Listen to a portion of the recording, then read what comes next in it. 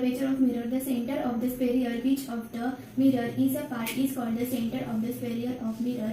Radius of curvature. The radius of a sphere of the mirror is a part is called the radius of curvature of the mirror. Pole. The center of the surface mirror is called the pole. Focus of concave mirror. Incident rays which are parallel to the principal axis. Concave mirror is called the concave mirror.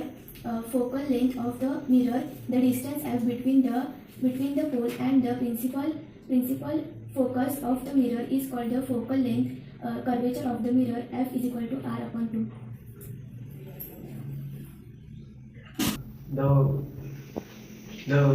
The mirror of the surface is called pole.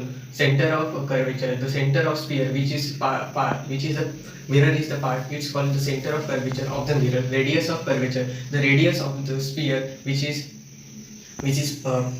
mirror, is the part of radius of curvature is the axis. The straight line passing through pole and center of curvature of the mirror, it's called its principal axis. Principal